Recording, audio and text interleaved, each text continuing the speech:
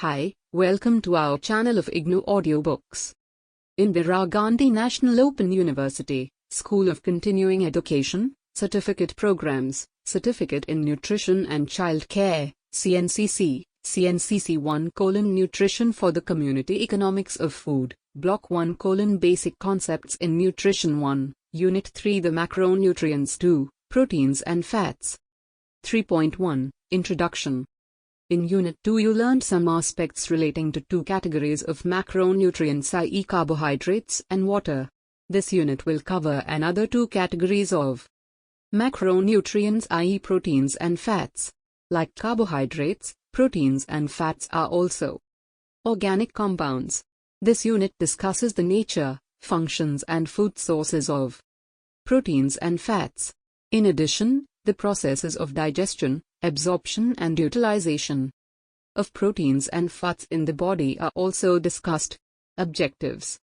After studying this unit, you will be able to describe the chemical nature of proteins and fats. List the food sources of proteins and fats. State the role of proteins and fats in the body and describe the processes of digestion, absorption and utilization of proteins and fats in the body. 3.2, Proteins. You have so far studied about carbohydrates and water. Let us now concentrate on the study of yet another category of macronutrients, i.e. proteins. Proteins, like carbohydrates, are organic compounds but are distinct from carbohydrates in certain respects. Besides carbon, hydrogen and oxygen, proteins also contain another element called nitrogen. The basic building blocks of proteins are nitrogen-containing units called amino acids. Amino acids are joined or linked together in chains by linkages called peptide linkages. Several hundreds or even thousands of amino acids are strung together in specific strands and coils to form proteins. Figure 3.1. You may be amazed to know that these proteins are built up of just 22 amino acids. Food has an almost endless variety of proteins and no two proteins have similar structure. This is because the 20 or more amino acids are present in varying proportions and are arranged in varying sequences in different kinds of proteins. Of these, about 8 cannot be manufactured by the body while the rest can. Those which cannot be manufactured by the body must be supplied by the diet. These amino acids are called essential. The amino acids which can be manufactured by the body need not, of course, be supplied by the diet. They are hence called non-essential. Here the terms essential and non-essential only refer to whether it is essential or not essential to provide them in the diet. We must remember that for the synthesis of body proteins, both essential and non-essential amino acids are equally important. Figure 3.1. Amino acids are the building blocks of proteins.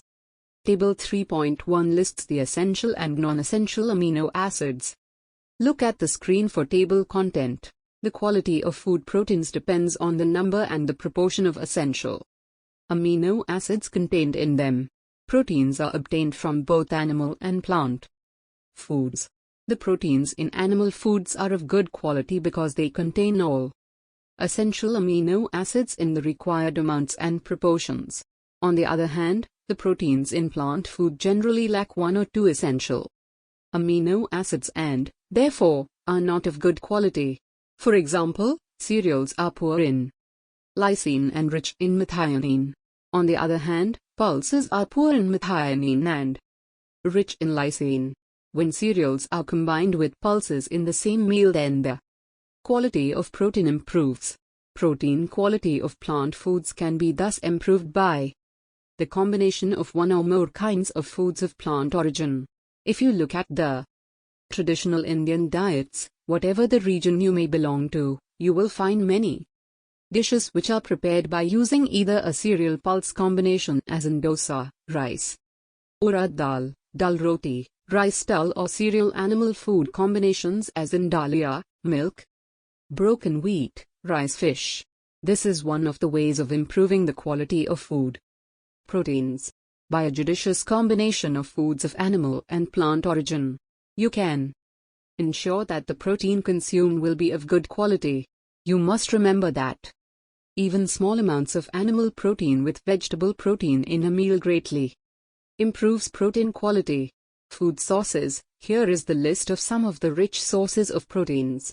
The list is vast and includes milk, milk products like curd, khowa, paneer, flesh foods, meat, fish, poultry, eggs, nuts and oilseeds, groundnuts, almond, cashew nut, walnut, and pulses, Bengal gram, lentils, green gram, rajma, soybean. Among pulses, soybean is particularly rich in protein. Protein content of some of these foods is given in Table 3.2. Table 3.2 Protein-rich food. Look at the screen for table content.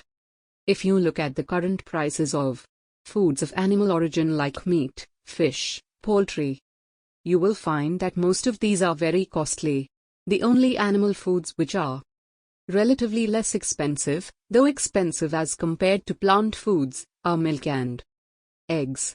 As the protein in foods of animal origin are of good quality, one should try to include small amounts of these foods in the daily diet.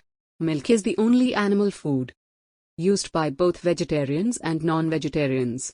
Although the protein content of 100 grams milk is only 3.2 grams, yet it contains protein of very good quality and is rich in lysine. Hence, even a small amount of milk added to a basic Indian diet of dal roti greatly enhances the protein quality of the whole diet. One should therefore try to include at least a small amount of milk in the daily diet. Non-vegetarians, who cannot afford meat, fish and chicken, can eat eggs which are cheaper and as nutritious as meat, fish, or chicken. Let us now take a look at the foods of plant origin. According to Table 3.2, pulses, nuts and oilseeds are rich sources of proteins. But these foods are also very expensive. Pulses are the major source of protein in Indian diets. One can try to improve the quality of cereal proteins by combining them with pulses. A small amount of milk, if it can be afforded, will further improve the quality of food protein. Check your progress. Exercise 1.1. How can we improve the protein quality of cereals? 2. List the sources of animal and vegetable proteins in your diet and compare their cost. Functions. Remember your childhood days when your parents/elders forced you to drink milk. They always said that you need milk for the proper growth of your body. Now, as an adult and a student of nutrition, you would realize that they were right. Milk is a good source of protein, and proteins do play a role in growth and bodybuilding. Let us now study the bodybuilding and other functions of proteins in detail. Some of the functions of proteins are given below. 1. Bodybuilding. Proteins supply amino acids for building new body tissues and for the replacement of worn-out tissues. Thus they help in the growth and the maintenance of the body. For the constant growth of human beings from birth till adulthood, a regular supply of dietary protein is required. This does not mean that proteins are not needed when growth ceases. Even during adulthood, worn-out body tissues need continuous replacement. Thus, proteins are required throughout life for the growth and maintenance of the body.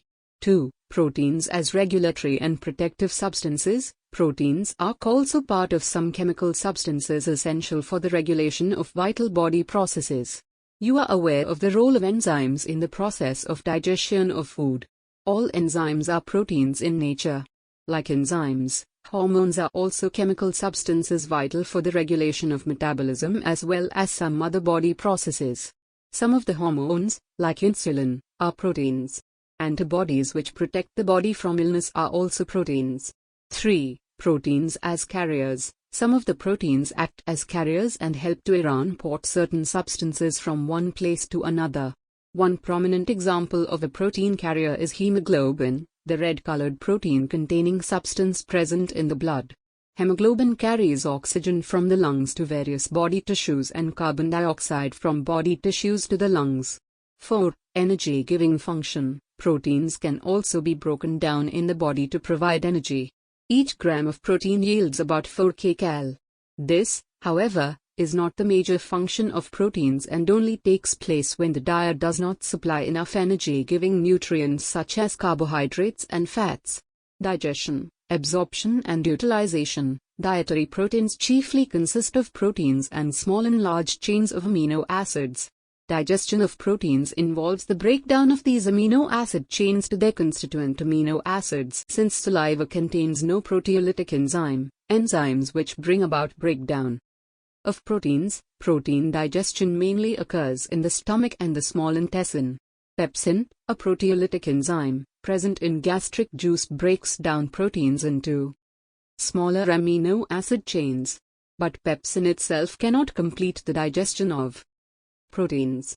Partly broken down proteins from T.E stomach are released into Te small intestine, where further digestion takes place in two steps. 1. Breakdown of partly digested proteins to smaller amino acid chains. There are several proteolytic enzymes called proteases in the small intestine which act on partly digested proteins and convert them to even smaller amino acid chains. 2. Breakdown of amino acid chains to amino acids. Finally, other kinds of proteolytic enzymes called peptidases act on amino acid chains and convert them to their constituent amino acids.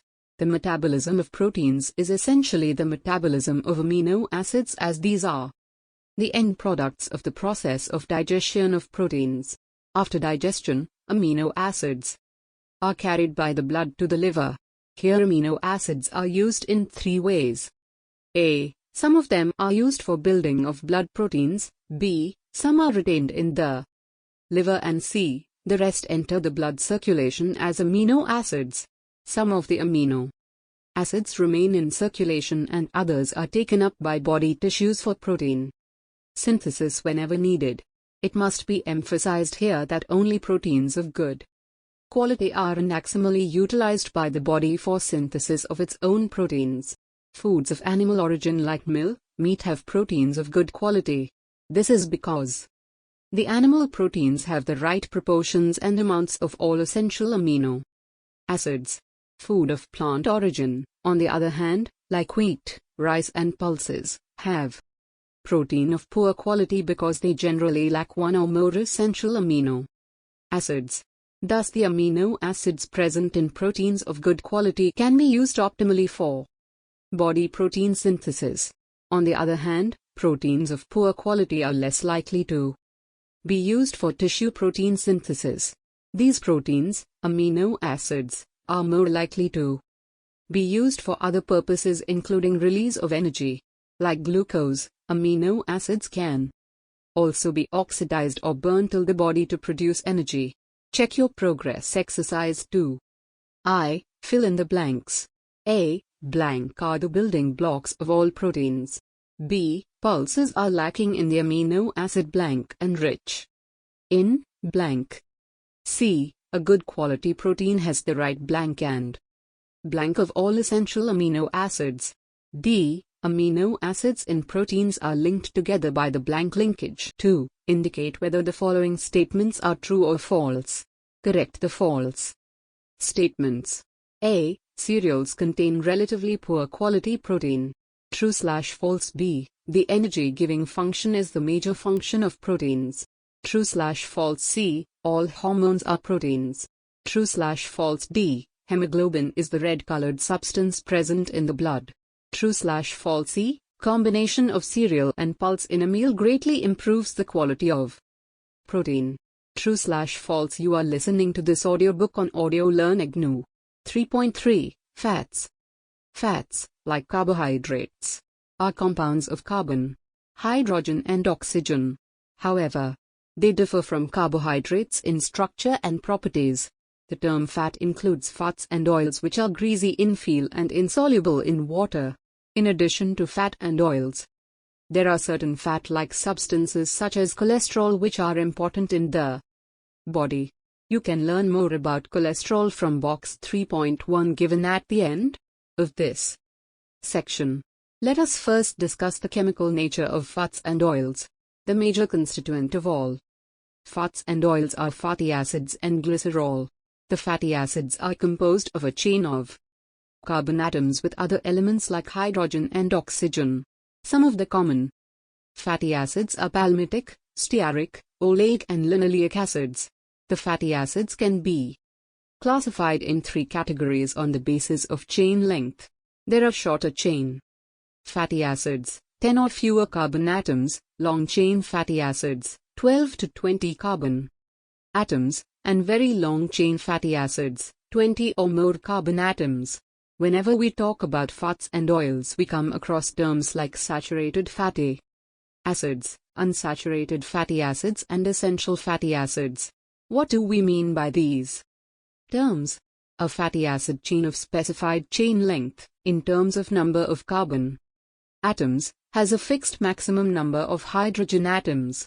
Certain fatty acids have as many hydrogen atoms as the carbon chain can hold. They are called saturated fatty acids.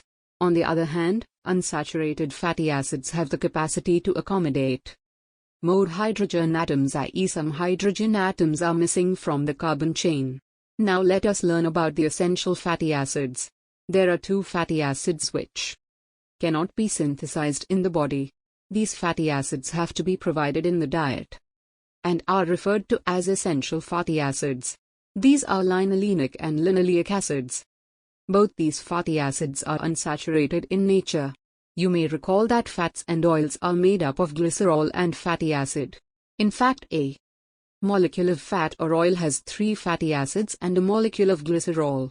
This is called a triglyceride, figure 3.2. Fats and oils are composed of many triglycerides or fat molecules. Figure 3.2. A molecule of flat triglyceride. Look at the screen for table content. Figure 3.2. A molecule of flat triglyceride. Let us now see what is the difference between fats and oils. Both fats and oils are triglycerides, but fats are solid at room temperature and have a higher proportion of saturated fatty acids. For example, ghee and butter. Oils, on the other hand, have more unsaturated fatty acids and are liquid at room temperature. For example, mustard oil, groundnut oil. Usually, the term fat is used for both fats and oils. Food sources. Food sources of fats and oils include all common fats and oils like ghee, vanaspati, and mustard oil, groundnut oil, soya oil, coconut oil. They are almost 100% fat. The presence of fat is also evident in other foodstuffs like milk and milk products, curd, paneer, khowa, nuts and oilseeds, almond, groundnut, coconut, mustard seeds, eggs and flesh foods. These are known as fat-rich foods. They have 8 to 50% fat in them. Table 3.3. Table 3.3. Fat-rich food. Look at the screen for table content. You may be surprised to know that fat middle dot is present in very minute quantities in almost all foodstuffs. Even foods like cereals, pulses, fruits have fats in them in minute quantities, in visible form. These foods contribute a substantial amount of fat to Indian diets by virtue of being consumed in large quantities. Functions. The term fat may be associated in your mind with a substance which is harmful for health. You may consider fats as substances which would make you overweight and may endanger your life by causing disease like heart attack. This is a negative view about fats. Fats as macronutrients play a crucial role in the body. Problems come up only if you take fats in excess amounts, i.e., more than the requirement of the body. You would realize how important fats are for your body as you go through the following important functions. Source of energy. Fat is a concentrated source of energy. Each gram of fat provides approximately less than kcal. This is more than double the amount of energy supplied by a gram of carbohydrate or protein. Usually only a small amount of fat is used to meet the energy needs of the body. Most of the excess fat is stored in the body in specific tissues called adipose tissue. Adipose tissue is present under the skin and in the abdominal region, among others. 2. Satiety value. What happens when you consume fat-rich diets? Do you feel hungry sooner or later? In fact, as you would have noticed, you feel full and do not feel hungry for a long time. This is because fats remain longer in the stomach and take more time to digest. Hence, like fiber, fats also give satiety value. 3. Insulation and padding. You have read that fat is stored in the body in adipose tissues at specific places. Layers of stored fat under the skin act as an insulator and keep the body warm. A layer of fat one is also present around the vital organs of the body like the kidney and the heart. This serves as a padding and protects them against injury. 4. Source of essential fatty acids. Fats serve as sources of essential fatty acids, which have important functions in our body. 5. Carrier of fat-soluble vitamins. You have read about a category of micronutrients called vitamins. Some of the vitamins are soluble in fats and are termed as fat-soluble vitamins. Fats serve as carriers of these fat-soluble vitamins in the body and also aid in their absorption, digestion, absorption and utilization. In the process of digestion, fats are broken down to their constituent components, i.e. glycerol and fatty acids. The two enzymes which aid in the digestion of fats are gastric lipase present in gastric juice and pancreatic lipase poured into the small intestine from the pancreas. For enzyme action, fats need to be dispersed or mixed in water. Fats are insoluble in water. A secretion from the liver called bile helps in fat digestion by breaking fat into small droplets. These fat droplets are then dispersed in the liquid digestive juice and are easily acted upon by enzymes. Since bile is not present in the stomach, the action of gastric lipase is not very significant. This is the reason why fats are chiefly digested in the small intestine, where pancreatic lipase breaks them into glycerol and fatty acids aided by the action of bile. The end products of fat digestion, i.e. glycerol and fatty acids present in the intestine, move into the intestinal cells. The fatty acids cannot enter intestinal cells as such. Bile salts play an important role in fat absorption by dispersing the fatty acids into small, tiny water-soluble units called micelles, which can easily move into the intestinal cells. Fatty acids and glycerol then get transported from the intestinal cells to blood circulation. They do not travel directly into the bloodstream but first enter the network of vessels present in the villi of the small intestine, called lymph vessels. Then fatty acids from the lymph vessels enter the heart and from there move into the blood. Blood then carries them either to the adipose tissues, where they are stored as concentrated sources of energy, or to cells where they are broken down to provide energy, in a similar fashion as glucose and amino acids. Box 3.1. Look at the screen for table content. Check your progress. Exercise -3. 1. How are saturated fatty acids different from unsaturated fatty acids? 2. Name the 2 essential fatty acids. 3. Fill in the blanks. A. All fats and oils are made up of blank and blank.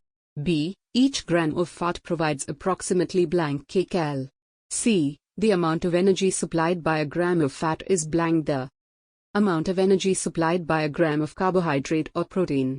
D. Blank is essential for digestion and absorption of fats and oils.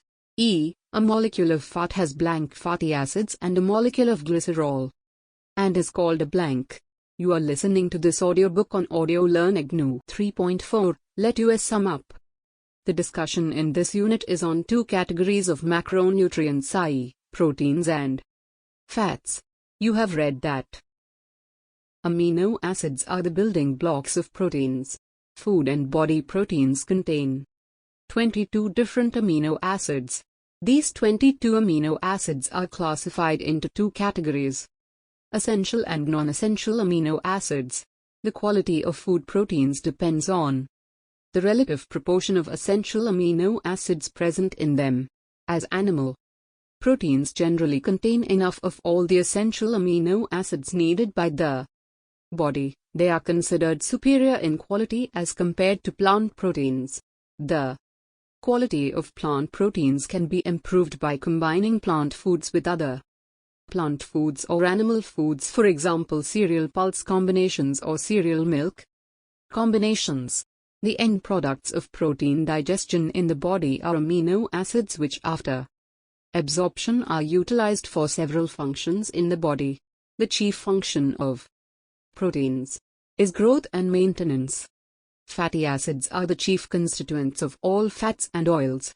Fatty acids can be saturated or unsaturated depending on the number of hydrogen atoms present in The carbon chain.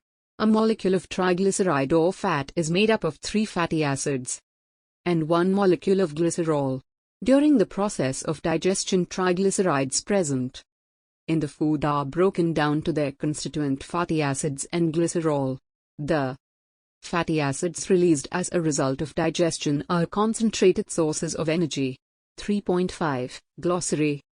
Hemoglobin, secretions of some glands of the body which travel through the blood to specific target organs to exert their specific effects. For example, the hormone insulin is secreted by a gland, pancreas, and travels in blood to the target organ, i.e. muscle and adipose tissue. Non-essential amino acid, an amino acid which can be synthesized in the body and hence does not have to be provided in the diet. Essential amino acids, the amino acids which cannot be synthesized in the body and hence have to be provided in the diet. Fatty acid, an organic compound composed of carbon, hydrogen and oxygen. In combination with glycerol, fatty acids form fat. Hormone, a protein-containing compound present in the blood which helps to carry oxygen from the lungs to the body tissues and carbon dioxide from the body tissues to the lungs. Reserve here refers to stores of various nutrients in the body at specific sites. Triglyceride, a molecule of fat which is made up of glycerol and 3 fatty acids. Thank you. We will see you in the next video.